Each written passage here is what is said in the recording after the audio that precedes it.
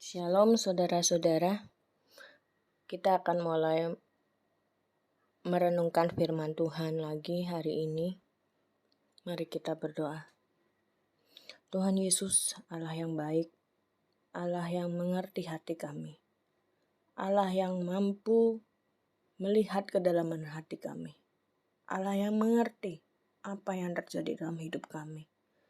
Tuhan Yesus, mampukan kami untuk bisa melihat apa yang menjadi rencana-Mu dalam hidup kami, sehingga kami bisa mengerti Tuhan, apa maksud-Mu untuk hidup kami, sehingga kami terus berpegang kepadamu, kami terus mengharapkan Engkau, kami terus berpaut kepadamu Tuhan. Ampuni segala dosa dan kesalahan kami, dan ajar kami untuk seturut dengan kehendak-Mu. Kami akan mulai membaca firman-Mu dan merenungkan firman-Mu. Kuduskan dan sucikan kami, materaikan kami hamba-Mu yang akan menyampaikan firman-Mu dan orang-orang yang mendengarkan firman-Mu. Biar mereka bisa mendapatkan berkat dari Engkau dan mereka bisa melaksanakan firman-Mu, dan setiap firman yang ditaburkan tidak kembali dengan sia-sia.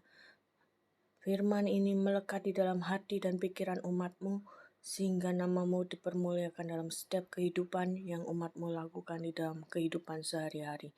Di dalam nama-Mu Yesus kami berdoa mengucap syukur. Amin. Kita baca di 1 Raja-Raja 11 ayat 1 dan seterusnya. Saya akan baca mengenai Salomo jatuh ke dalam penyembahan berhala.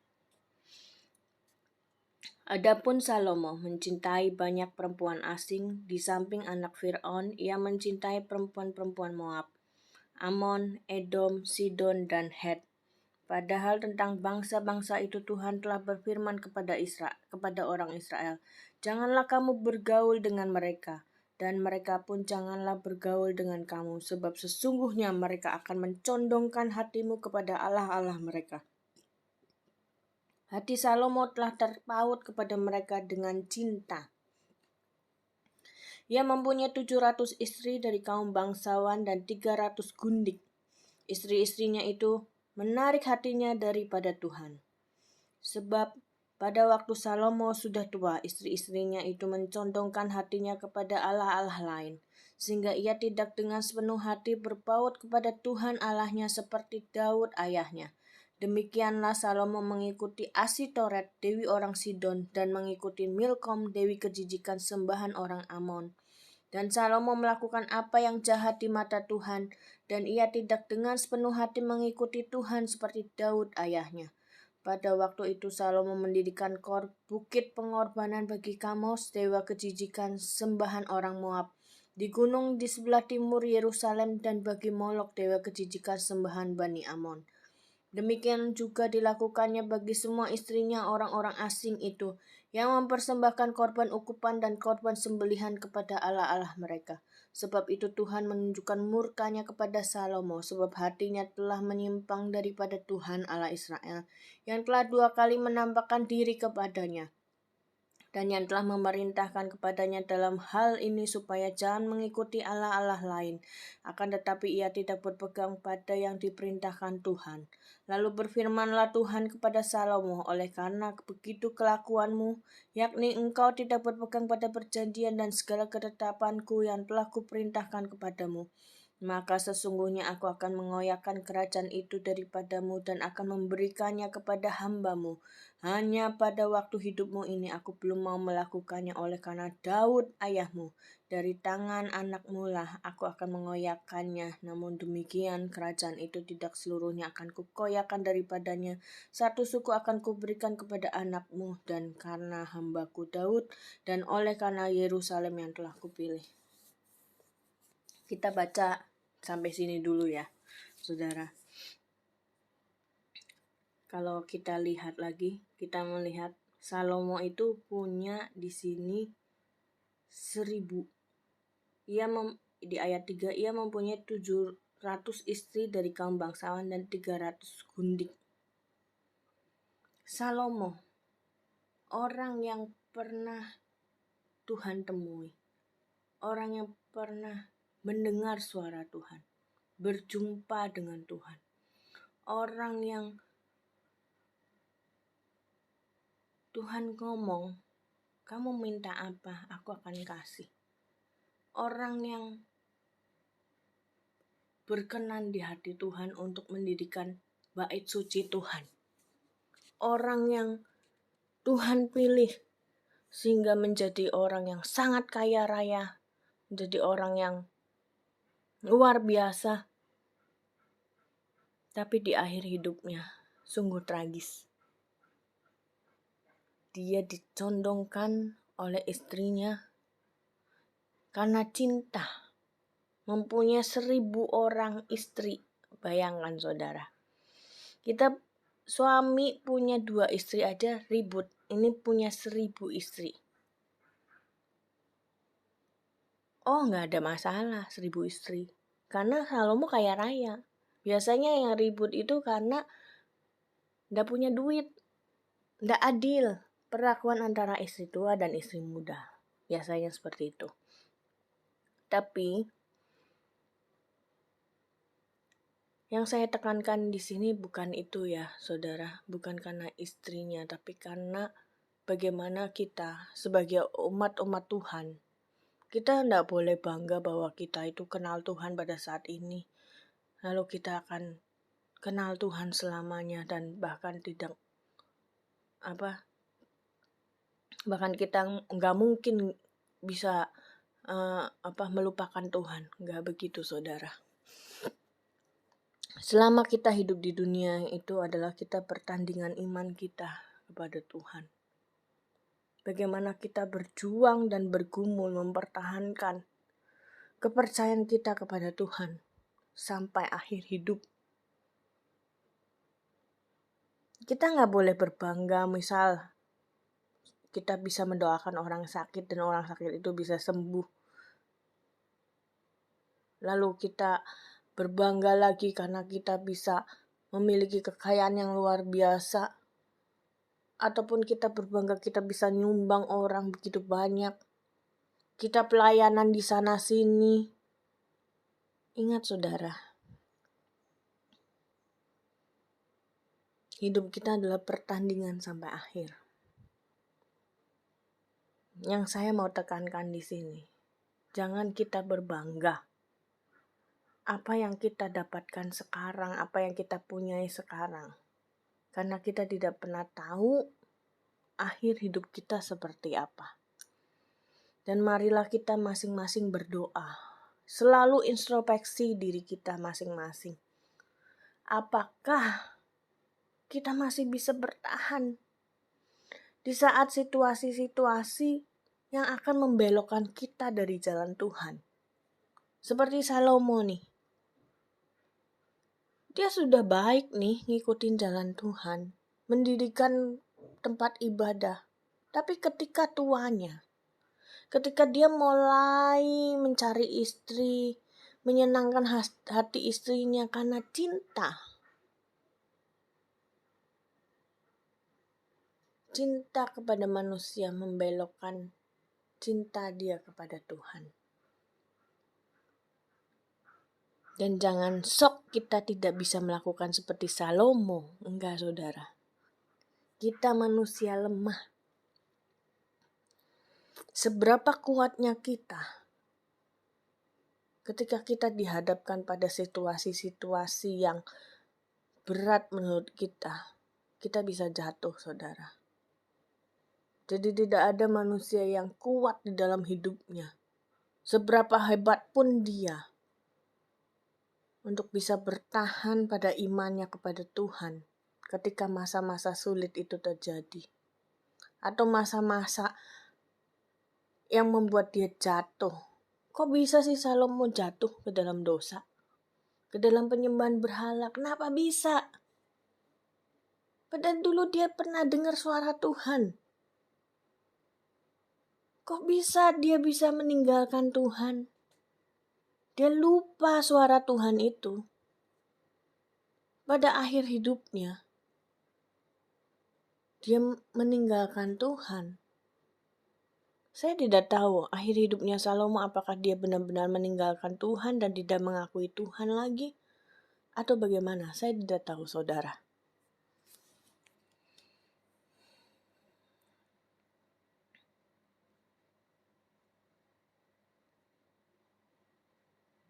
Yang jelas Tuhan murka pada Salomo. Di sini padahal di ayat 9 dikatakan sebab Tuhan menunjukkan murkanya kepada Salomo sebab hatinya telah menyimpang pada Tuhan Allah Israel yang telah 2 kali menampakkan diri kepadanya. Bayangkan ya, Tuhan menampakkan diri 2 kali saja. Salomo bisa menyimpang. Apalagi kita yang Tuhan gak pernah ngomong apapun sama kita. Yang kita ngerasa Tuhan mungkin jauh di sana, jauh di sana yang kita gak pernah lihat. Hati-hati saudara ya.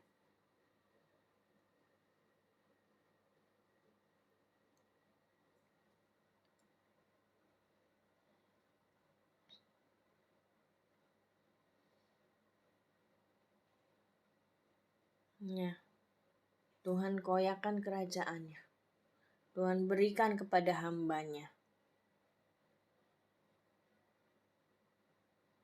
Satu suku dari 12 suku Israel, satu suku yang akan diberikan kepada warga Salomo.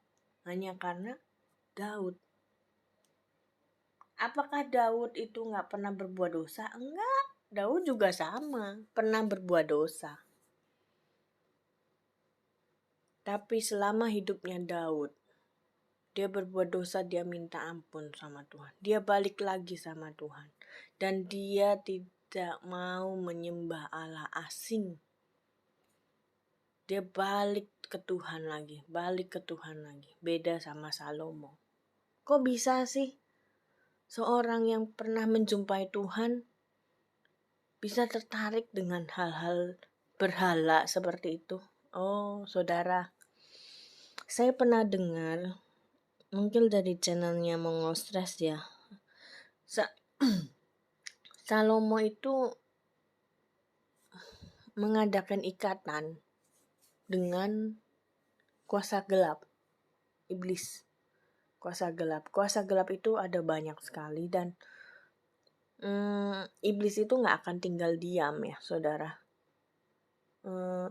Akan membuat kita itu untuk terpaut sama mereka. Kok bisa? Karena iblis itu menawarkan sesuatu yang instan, saudara.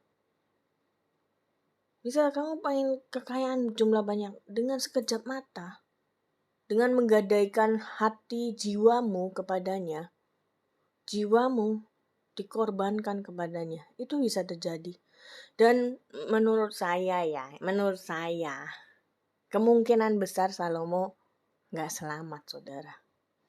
Karena sampai ada muncul 72 surat kayak mantra Salomo untuk memanggil para iblis. Itu kan berarti Salomo mengadakan perjanjian dengan iblis dengan memberikan jiwa dia sampai dia bisa mengerti, oh cara panggil iblis ini gini, cara panggil iblis ini gini, cara panggil iblis ini gini. Karena iblis itu memberikan sesuatu yang instan, saudara. Sesuatu mungkin yang mujizat yang di luar nalar yang terjadi sesuai dengan maunya manusia kan. Manusia kan maunya sesuatu yang instan. Kaya instan, semua instan, kekuasaan instan. Mungkin bisa melihat sesuatu instan, bahkan seperti Superman bisa nembus tembok, mungkin bisa terjadi seperti itu. Atau bisa terbang, atau bisa pindah dari satu tempat ke tempat lain tanpa menggunakan sesuatu, tapi bisa langsung celing hilang. Mungkin Salomo mendapatkan itu, saudara. Sehingga dia mengucapkan mantra-mantra yang ditawarkan oleh iblis. Sehingga hatinya mulai terpikat dan mengikuti kemauan iblis. Hati-hati ya saudara. Karena mujizat itu ada yang mujizat memang dari Tuhan, ada yang memang iblis mengadakan. Iblis mengadakan buat apa? Ya untuk ngambil jiwa kita pastinya. Ya, marilah kita semua berjaga-jaga di waktu-waktu saat ini. Kita tidak tahu kapan Tuhan akan datang. Tapi hendaklah kita berjaga-jaga, karena kita pun nggak tahu umur kita sampai kapan ya saudara. Kenapa Tuhan Yesus suruh kita berjaga-jagalah senantiasa? Karena ketika engkau nggak ada yang tahu, kita nanti ketabrak, ataupun kita sakit, kena COVID dan meninggal, tidak ada yang tahu saudara. Ketabrak, meninggal, tidak ada yang tahu. Kepleset kamar mandi, meninggal, tidak ada yang tahu. Saya pernah dengar orang benerin di plafon gitu, terus disengat lebah, meninggal. Khotbah dari pendeta yang lain ya. Jadi kita meninggal itu tidak ada yang pernah tahu kapan waktunya. Saya juga pernah dengar udah nenek-nenek umur 90 tahun, udah udah kena jantung, akhirnya alat-alat jantungnya dilepas, tapi nggak meninggal sampai 6 bulan kemudian. Bahkan menantunya yang masih muda harus meninggal karena kecelakaan. Tidak ada orang yang pernah tahu mengenai hidupnya masing-masing. Kapan Tuhan akan panggil? Oh, jangan kalian berpikir bahwa hidup saya masih lama. No. Hidup dan mati seorang itu Tuhan yang tentukan. Kita nggak akan tahu kapan kita akan hidup, kapan kita akan mati. Kita tidak pernah tahu, saudara. Ya, mari kita senantiasa berjaga-jaga. Kita minta ampun sama Tuhan setiap hari. Kita perbaiki diri kita setiap hari dan kita berdoa sama Tuhan, minta kekuatan pada Tuhan supaya kita bisa melampaui, menghidupi hari kita, mengikuti hari kita sesuai dengan petunjuk Tuhan. Jangan kita melenceng, dan misal pun kita sudah melenceng, minta Tuhan tolong supaya kita balik lagi karena kita butuh Tuhan dalam setiap kehidupan kita. Mari kita berdoa. Tuhan Yesus, terima kasih Tuhan untuk firman-Mu yang telah Engkau berikan Tuhan. Tidak ada satupun dari kita yang kebal terhadap semua godaan yang iblis tawarkan di dalam dunia ini Tuhan. Tuhan, kami mohon pertolongan-Mu Tuhan. Ajar kami untuk selalu berjaga-jaga. Ajar kami untuk selalu mengandalkan Engkau Tuhan di dalam kehidupan kami. Ajar kami untuk selalu berpaut kepadamu Tuhan. Ampuni segala dosa kami Tuhan. Dan bawa kami untuk lebih mendekat kepadamu sehingga kami percaya kepadamu 100% Tuhan. Kami percaya dan kami mendekat kepadamu. Ampuni segala dosa kami Tuhan. Tolong kami Tuhan. Kami manusia yang lemah, kami manusia yang punya banyak kesalahan dan dosa.